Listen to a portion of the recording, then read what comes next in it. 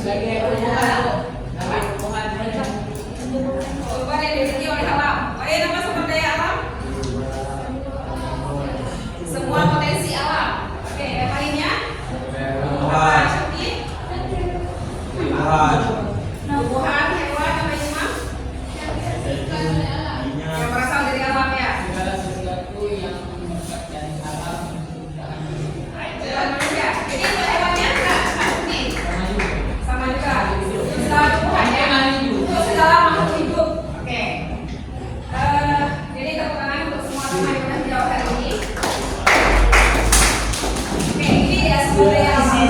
Menurut Undang-Undang Republik Indonesia Nomor 31 Tahun 2009, sumber daya alam merupakan segala potensi benda mati dan makhluk hidup yang mendukung yang mendukung kelangsungan hidup manusia dan mencukupi kebutuhannya atau seluruh unsur lingkungan hidup yang membentuk kesatuan ekosistem yang meliputi sumber daya hayati dan non hayati. Jadi bukan hanya hidup, yang mati juga masuk dalam sumber daya alam. Oke? Nah, kira-kira ada yang mau ditanyakan dari pengertian sumber daya alam? Nggak ada?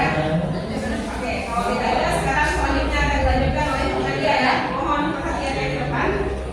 Tadi kan sudah dijelaskan siap di apa itu sumber daya alam. Oke, ada yang bisa ngomong sumber daya alam?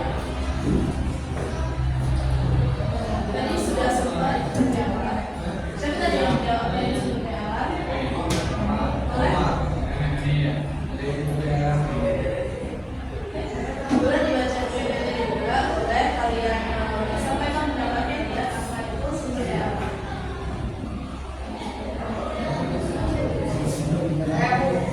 Sumber daya alam merupakan segala potensi benda mati dan makhluk hidup yang mendukung kelangsungan hidup manusia dalam mencukupi kebutuhannya atau seluruh unsur lingkungan hidup yang membentuk kesatuan ekosistem yang meliputi sumber daya hayati dan non hayati. Nah, tadi kan sudah dijelaskan juga oleh Dr. ini bahwa sumber daya alam ini tidak mencakup tidak hanya dari hayati saja, namun dari non hayati juga ada. Untuk sampai di sini ada yang kurang pahami? Sudah paham? Paham? Sudah? Sudah.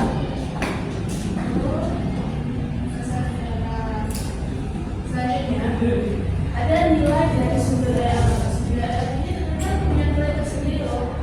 Nah, yang apa? Ada nilai hukum sumber daya alam. Yang mana? Nilai hukum sumber daya alam ini merupakan nilai yang meliputi keterkaitan undang-undang atau peraturan dalam pemanfaatan dan penggunaan sumber daya alam. Dan ternyata sumber daya alam ini dilindungi oleh undang-undang. Kalian pernah dengar hutan lindung? Nah, hutan lindung ini merupakan hutan yang dilindungi yang ada peraturannya. Tidak boleh ditebang sembarangan, tidak boleh dieksploitasi secara bebas. Tapi ada syarat tertentu yang diberikan supaya bisa menebang ataupun mengeksploitasi hutan tersebut. Nah,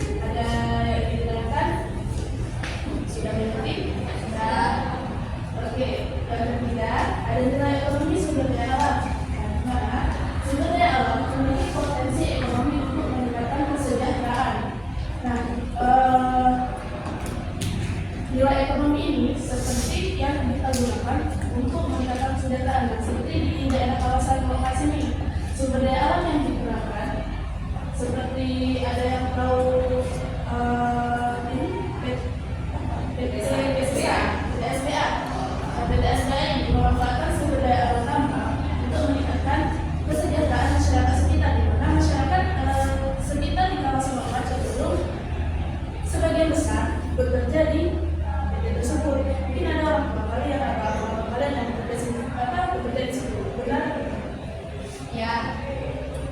Oke, pada nilai ekonomi ini ada yang membicarakan?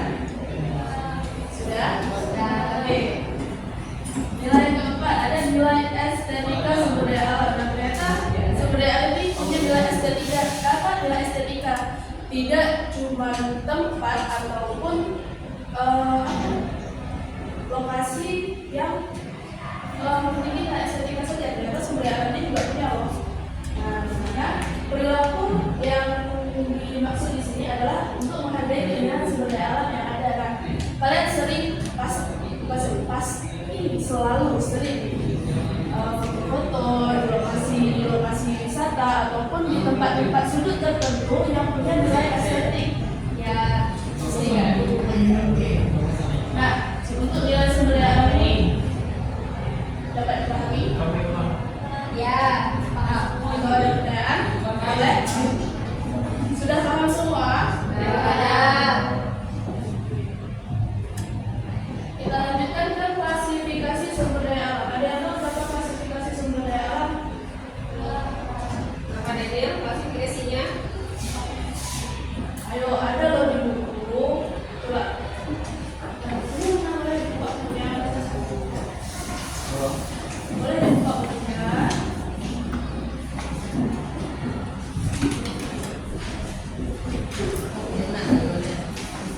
Ayo.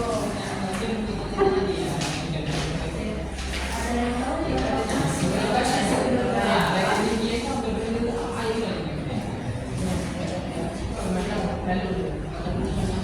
Ada yang sudah dapat jawabannya? Ayo.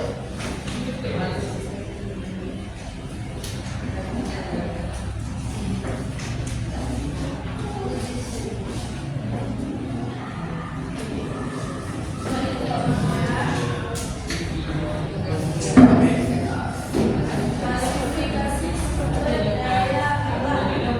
Kira-kira ada berapa? Ada yang tahu jawabannya? Oke, coba jawabnya. Sumber daya alam yang berdasarkan dari sifat keelestariannya. Nah, Yang kedua, sumber daya alam berdasarkan jenisnya. Yang ketiga, sumber daya alam berdasarkan manfaatnya. oke. Ada berapa? Ada 3. Oke. Abang yang di belakang. Ada berapa klasifikasi sumber daya alam? 3. Coba Bang, pertama. Klasifikasi sumber daya alam. Oke.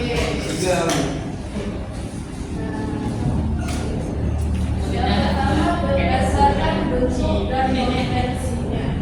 Nah, berdasarkan bentuk dan potensinya sumber daya alam, kita sering bersekat jadi 3 lagi. Sumber daya alam apa ini?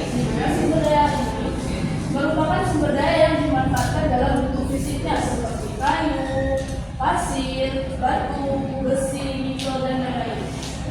Cenderung lebih dominan ke bahan tambang seperti PT SPI yang menggunakan bahan ada dong ada apa? Ayo pasir, batu, besi atau emas. Nah, jadi yang digunakan di PT SPI ini bahan yang mana? Batu. Coba tanya jawab. Semangat.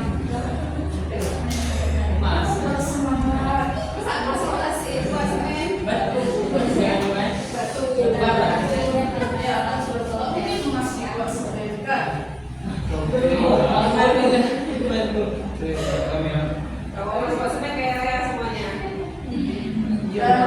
Jadi sektor. Jadi cara mudah ingatnya sumber daya alam materi itu yang kira-kira dia bisa menghasilkan. Ya materi dia bentuknya bentuk fisiknya itu kayak kayu kan menghasilkan juga. Kayu itu bisa untuk buat bangunan, bisa untuk buat tisu dan lain sebagainya. Pasir juga untuk bangunan, batuan, besi, emas, nikel, jadi semuanya yang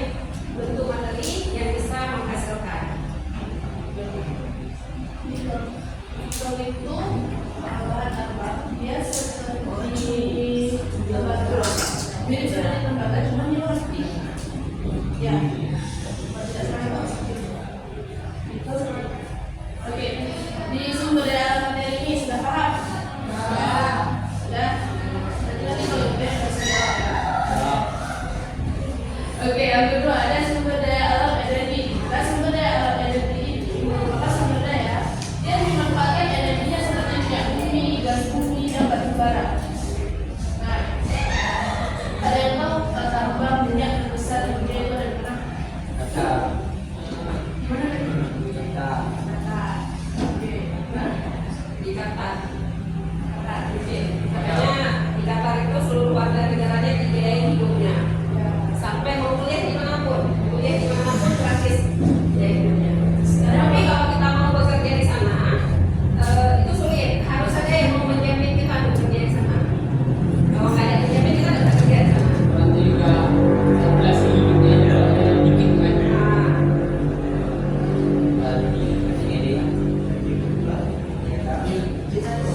Aceh kalau nanti jurnali ya Gas bumi, kalau dia di mana ada gas? di Semarang. Terus Mame, ya.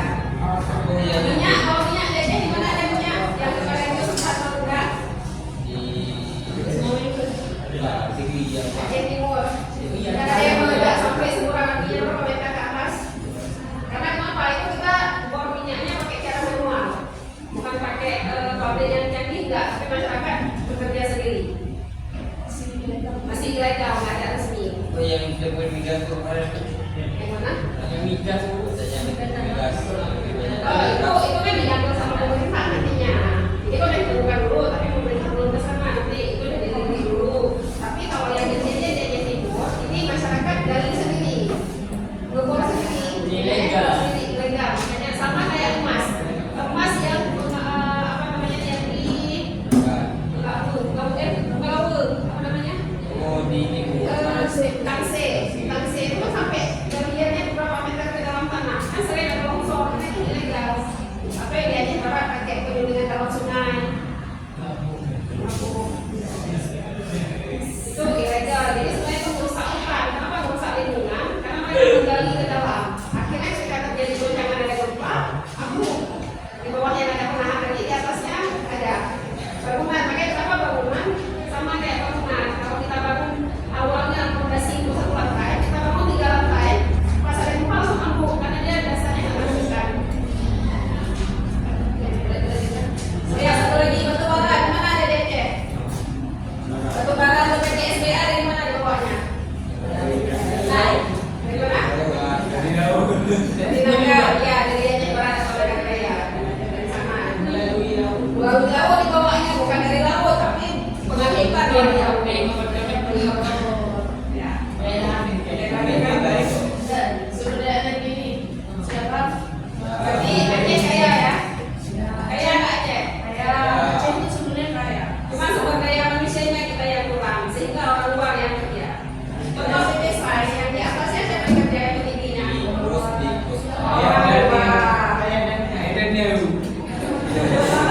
Berarti dana harus itu juga nanti. Bagaimana kalau ini ke sekolah dan ya?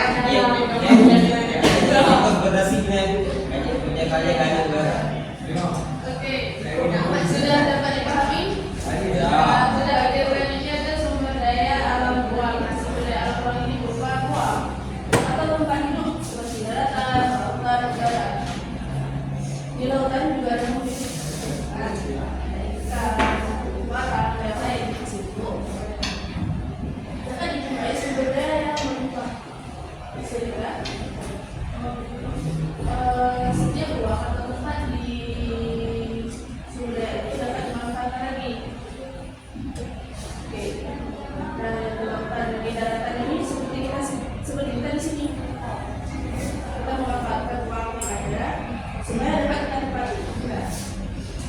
Untuk jadi di udara, ada yang tahu seperti apa contohnya? Kalian naik pesawat, yang pernah naik pesawat sebelumnya? Naik pesawat. Belum, pengisunya. Pas udah pernah coba ya. DJ apa gitu? Ada yang tahu nggak?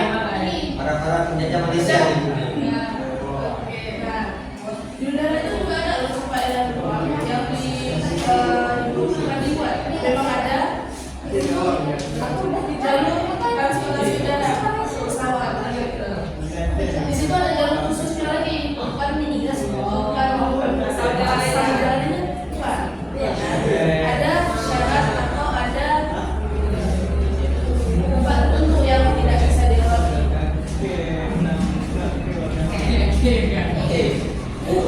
Dia pernah terprovokasi.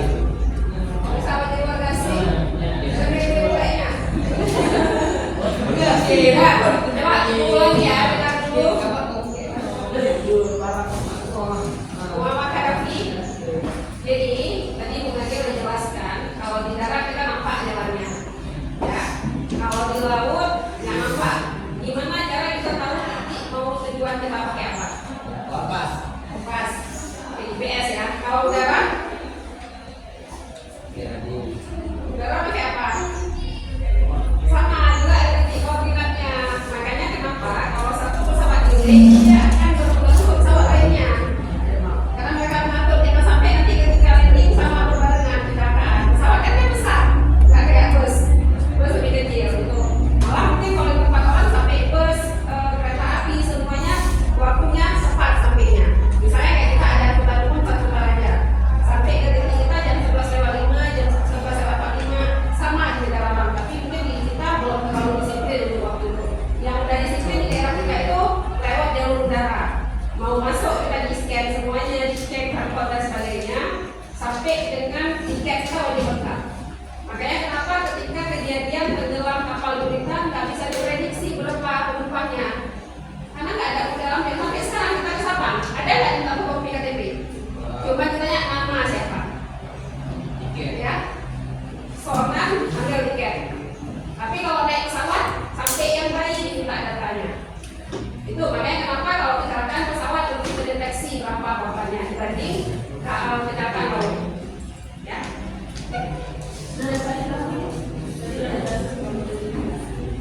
Oke, kita next ke klasifikasi selanjutnya adalah berdasarkan sifatnya. Kalian sudah pernah dengar sumber daya alam abiotik dan biotik?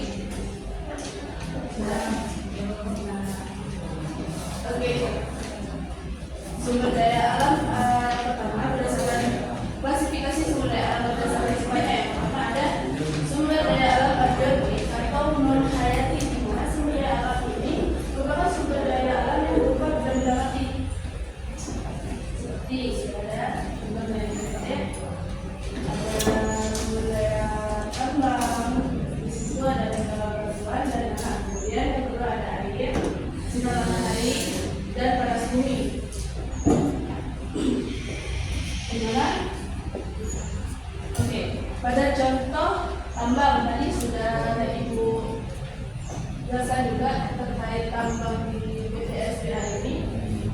Berarti tambang PTSBA ini termasuk ke dalam sumber daya alam di mana bahan dari sumber daya alam PTSBA ini cenderung menggunakan bahan bambu, batu. Oke, kemudian ada air. Air ini abiotik. Di mana sumber daya air ini bisa dimaksudkan sebagai PLTA. Ada yang tahu PLTA? Yuk.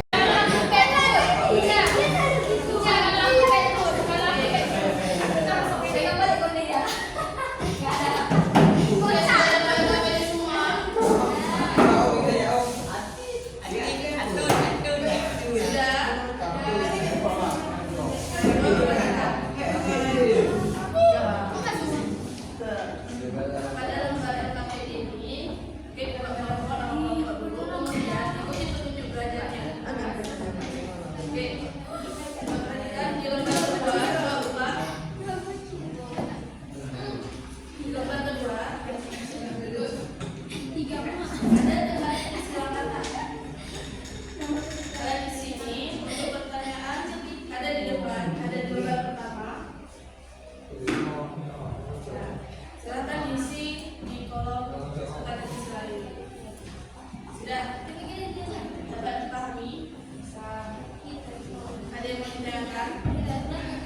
didengarkan Hamil.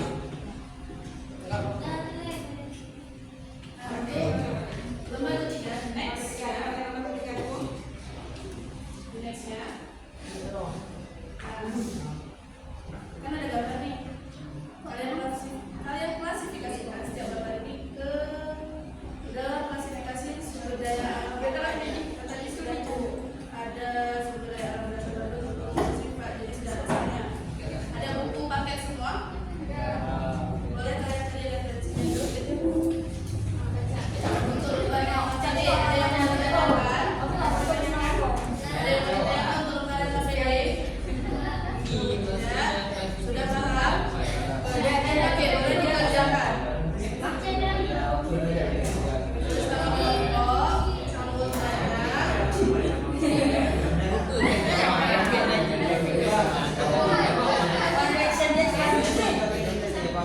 Yang kurang paham boleh ditanyakan.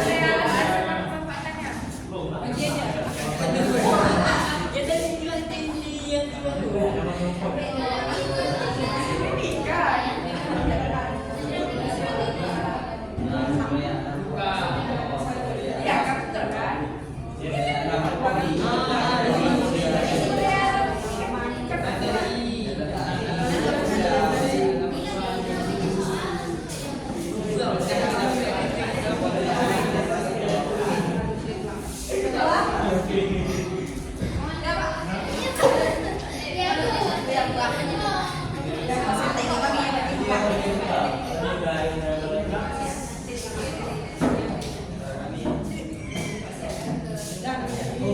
Kalau udah